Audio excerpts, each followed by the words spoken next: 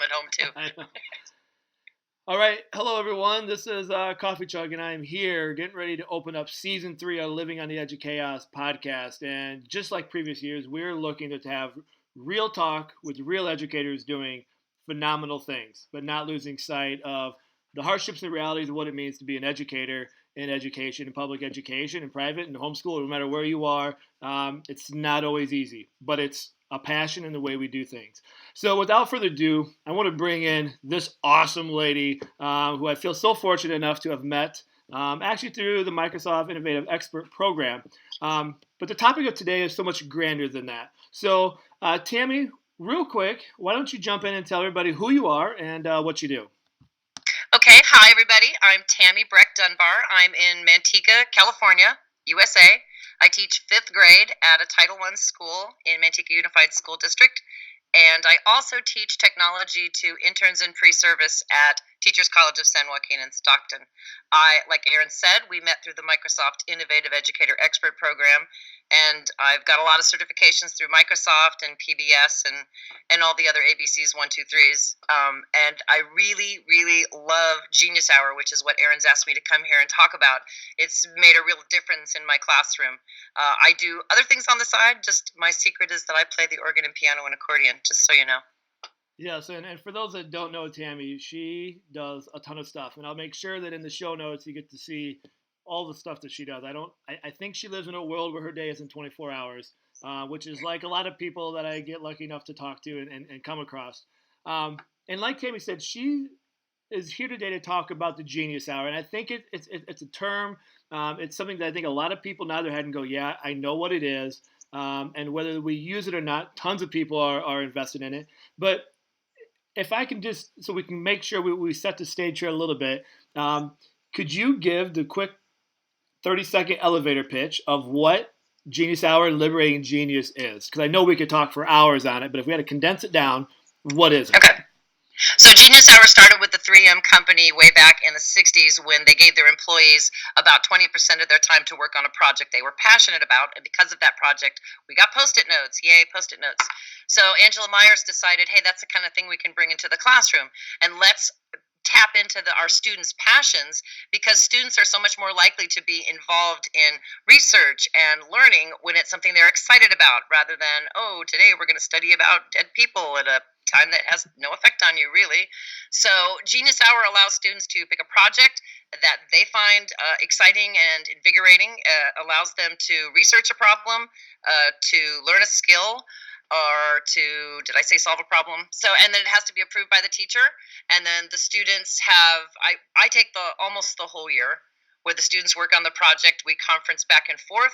And then the big thing is the presentation. Now, the Liberating Genius lessons that you alluded to, that's an ebook, also a hard copy book now you can get on Amazon, not pitching, but you can, by Angela, and they're 20 walk-up lessons to Genius Hour. I had the privilege of being able to test drive them last year, and in your liner notes, please do put the link in there for my OneNote, which has all of my lessons that I did and all my enhancements free, teacher's favorite F word, so people can use those. So these 20 walk-up lessons prepare students to engage in their Genius Hour. So at the beginning, we start talking about, am I really a genius, Mrs. Dunbar? I don't really feel like one. So we start tapping into that. And that's kind of the genesis for Genius Hour. That was a little longer than 30 seconds, but... No, it works. It's good.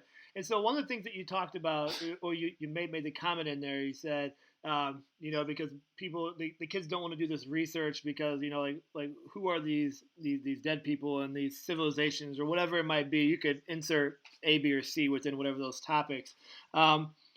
So how does Genius Hour take that concept where not teachers, but students are not invested, or they're not intrigued by the linear movement of what we think of curriculum?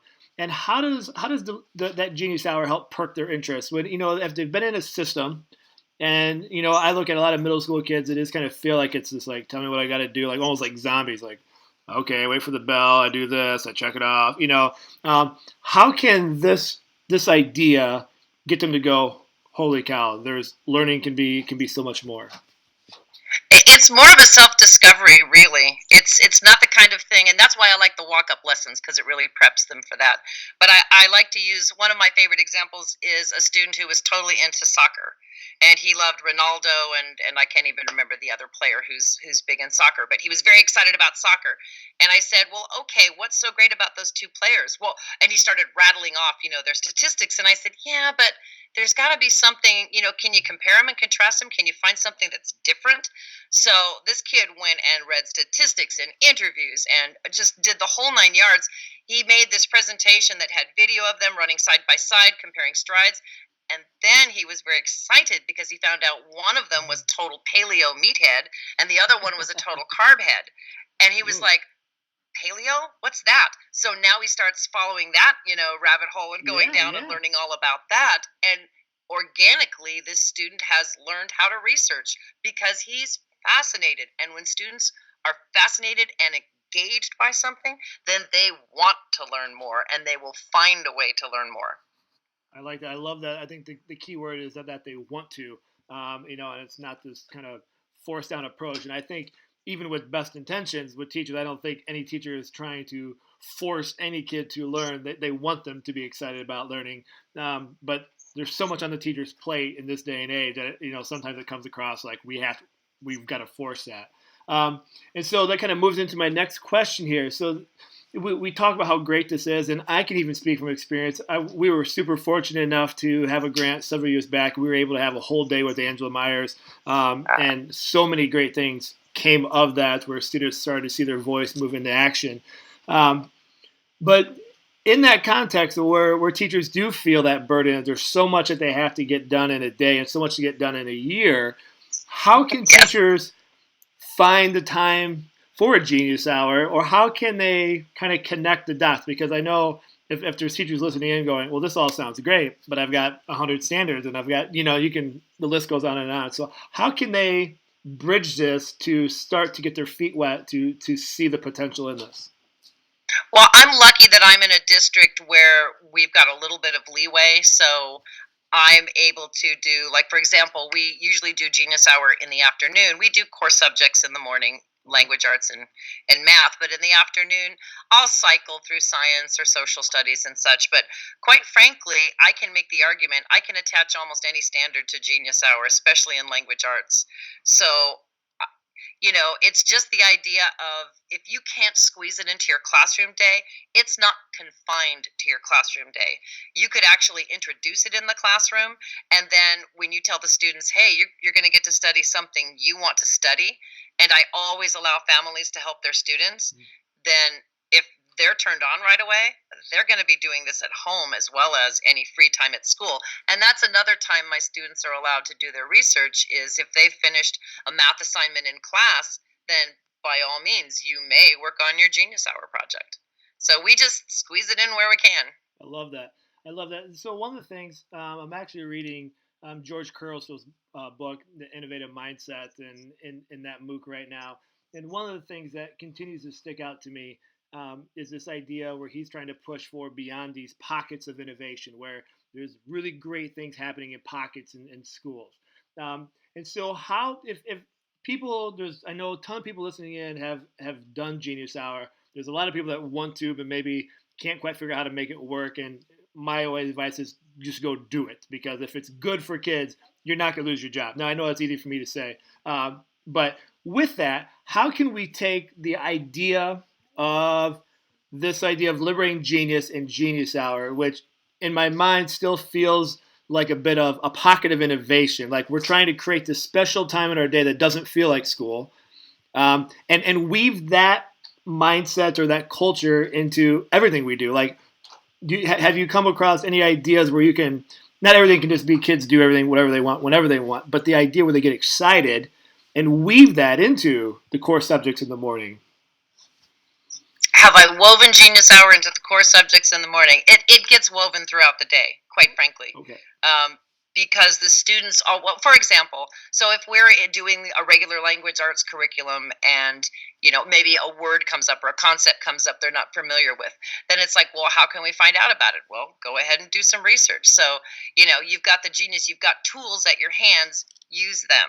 Mm. That's what they're there for. So now we're doing, for example, we're doing math. Minecraft is huge right now. Yes. That's Yep. Kids are totally into it. We're lucky to have it in our classroom.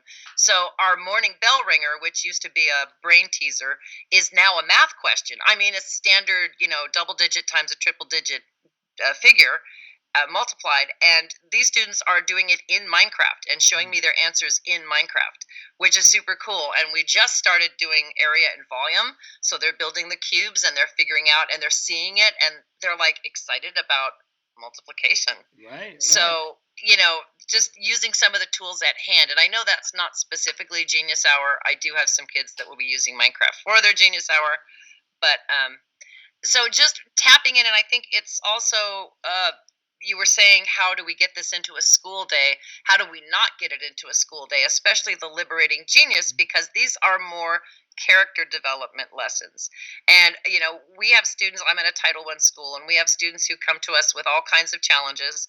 And one of the things, you can have the best lesson in the world, and if you don't have management, if they're not engaged and ready to learn, not going to happen.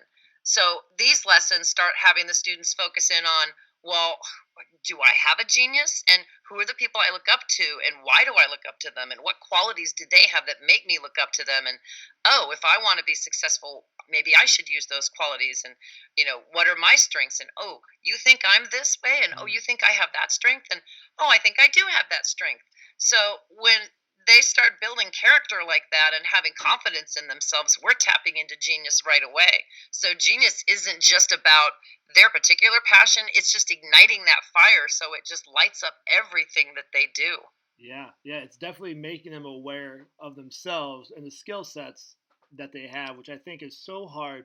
I always tell the story all the time about there's trying to get kids to reflect on a learning process. We're a project-based learning school, and when you get to the end, there's still a lot of focus on the finished piece, but really the journey is important.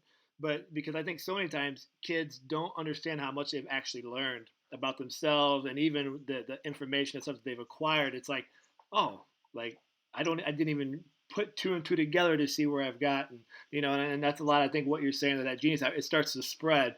We see that even like with our makerspace stuff, where we get kids doing things, and now we've got kids coming in from language arts and math class. Hey, can I use this tool to show my like? It just starts to self-infest. So what becomes a pocket of innovation slowly starts to trickle, where they start to realize like, oh, I can do this.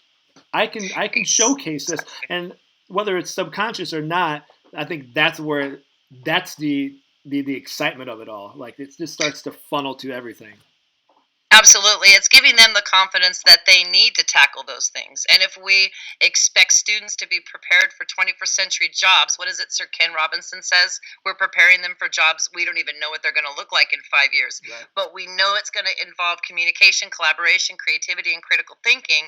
And Genius Hour allows them to use all of those muscles. Yes. So once they start stretching those muscles, it just naturally reaches out to the core subjects. Yeah. Because once you get doing it, it's just like when you work out, you get those, endorphins going, and you're like, give me more, I'm ready.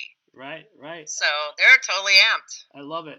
And you were talking about the character development and just that awareness where they start to think like, well, maybe I do have something to offer the world, which I think is so important. And right before we hit record, you were talking about something really, really fascinating that you came across last year that I think is important as people hear this, and then obviously it's going to drive interest to see what you find this year. So could you talk about that a little bit, because I think you're onto something really, really important that I think all teachers are going to nod their head with. I would be happy to. Even though my master's degree is in STEM, I'm not a scientist, so this is not scientific. It was an observation. So last year we started test driving Angela Meyer's Liberating Genius at the end of our first trimester, just when the book came out and when she asked us to do it. So at the end of the second trimester, we were about three-fifths, four-fifths of the way through the Liberating Genius, and we took our second trimester proficiencies. And of course, like a good teacher, I was comparing first trimester to second trimester. And I looked at the proficiency scores, and I was in shock because in the first trimester, I had 13 students who were far below basic in math and one who was advanced. In the second trimester, it was flipped. I had 13 who were advanced, one far below basic. And now I like to think I'm a good teacher, but I didn't do anything differently except teach Genius Hour. So I was very excited. I made the observation in a blog, and Angela reached out, and we've got 2 PhD candidates who are going to be surveying my class. I have not done Genius Hour to this point. Our first trimester ends next week, Friday. So I'm very excited because I get to start the lessons. And then we'll see if we can replicate it. I mean, the whole idea, I think, and I saw it in my students, once they had that confidence, it was like, we can tackle this problem. We can do this. What I saw last year when we did the Liberating Genius lessons is we had for example, a canned food drive. You know, the one that comes out every Thanksgiving. Yep. And I had a little gaggle of girls that said, well, who gets the food? Who gathers it? Where does it go? I said, that's a great question. Why don't you go find out? So one of them actually went to the Second Harvest Food Bank that gathers it. Several did research. They came back and they said, well, here's how much our school collected last year, and here's who needs it. Did you know we have more than 1,000 hungry people or families in our community? Like, wow, we need to feed them. Well, okay, let's do something. Yeah. So they came up with, we're on a street here that's very busy, and we had a big window display, and the girls wrote a newspaper article. Long story short, we more than doubled what we had done the year before. And so now I've got fifth graders who feel like, I can change the world. I can make a difference. I'm powerful. What do I have to teach them? They feel empowered. Yeah. So I think there's a correlation with students feeling that empowerment, that I can make a difference to, yeah, I can take a test. Yeah, I love it. I love it. I think I could go on and on, that idea of like teaching and learning really is so much about mindset. And sometimes I always say, and teaching is so much about control. You got to have both worlds, but if you focus on the learning, it's that mindset piece. And I know, and I think the key, you were talking about, wasn't anything that I did with the change in the numbers, but what you've done, which I think is what connects with everyone who's involved with kids of any sort of nature, is what you've done is you've established relationships. Within that Genius Hour, we're able to sit and talk with kids, and all the simple thing of go find out how liberating is that for kids that for so long have to sit and wait and be told what to do, where they're almost so scared to even have their own thoughts, for whatever the context might be. And here through a Genius Hour, you're going, let's go do it together. And like it levels the parallel lines where it's teacher student. Now you guys we're gonna go dive in this together. And I think that's so powerful. Well, and that's huge because the teacher also has to be vulnerable, and the teacher has to allow him or herself to show the students that we don't know everything. Yeah. And it's okay that we don't know everything. So that's the one message I have for all the teachers I teach is, show the vulnerable. If you can't get the sound to work on the projector, it's okay. Show them how you problem solve it. Right. Because when they get older, technology is going to change on them, right? Yeah. And they're going to say, well, my teacher was 55 and she could totally fix this, so I can do it too. So, we need to be able to say it's okay that I don't know everything. Yeah, and absolutely. Sometimes let the students take charge of the class. Let them teach a lesson. It's okay. Yeah. Life will go on. It will not ruin anything in the big picture. Use their genius. Yeah, absolutely. So just to be respectful of your time here, why don't we close out with, if someone's listening to this and goes, okay, I need to get going. Or if someone's listening going, yes, I'm already doing Genius Hour. Either way, what would be some key, like 2 or 3 tips just for anyone, whether it's just a refresher of their minds, they're getting ready to jump into it, or they've never done it, just to get going to make it a great experience? Ooh, boy. Okay, well, I would definitely start with the Liberating Genius lessons. So there's a free ebook. It's at choosetomatter.com/liberating genius. It's free. It's a OneNote format, or you can go on Amazon and buy the book for $24.95. I'd get it free. It's just me. But the walk-up lessons are vital. I've done Genius Hour now for 4 years, and the first 2 were without any kind of walk-up lessons. It was me creating the excitement, which was a little more difficult. So that lays this foundation. So I would say start there. And if you want to see what it looks like in a classroom, you are more than welcome, and Erin will put the link into my docs.com page that has my OneNotes. and my journal of our journey, so you can see what the lessons look like in class. And you will find that there was one day of lessons when I was ready to throttle the class, but we used that and we turned it around and we made actually the lesson for the day was perfect for it. So like with any good teaching, you got to be flexible. That's always the big thing too. Is don't sweat it if you can't fit it in at a certain time on a certain day. There's always another time to do it. It's okay. So those were the places where I would start. You're more than welcome, your listeners, to reach out to me. I'll be happy. It's tdunbar@musd.net or my website, teachergeekychic.com. And I'll be more than happy to talk to you about it. I think the easiest thing is to ask questions of the people who have done it. And when you see it in action, then you're like anybody is. Oh, I can do that. Right. And you can. I love it. I love it. Your students will thank you for it. Yes, they will. They will. And I can speak from experience. I still have kids that we're doing student voice stuff with that started 5 years ago with Angela, and now we have a statewide and national movement with student voice. And it started with one group feeling empowered that their voice actually mattered through a Genius Hour project. And so it's amazing what can come out of it in the big picture, whether big or small. It's all so powerful. Yeah, if you've got an administrator that's finicky, just keep your eye on the students. And as long as the focus is on students and student success and proficiency, you're gonna be fine. I love it. It's all about the kids. I love it. Well, I think that's a great point to kind of wrap this up. I definitely think we'll be checking back in, especially as you engage in your own Genius Hour research project. We might have to do a follow-up podcast so people can find out what you actually find out. Does the data show two things? Because I think, one, my gut tells me it will, because we know how important relationships are, especially in a day and age where so much is pushing that away and focusing so much on numbers. And we all know kids are more than just numbers. And so this is great stuff, and I hope it turns out really well. So thank you so much for your time, Tammy. We greatly appreciate it for having you here on this first episode of season 3 of Living on the Edge of Chaos podcast. Thank you for having me. My classroom feels like chaos sometimes, but learning is messy, isn't it? That's right. It is. That's right. Absolutely. Thank you so much. Thanks, Aaron.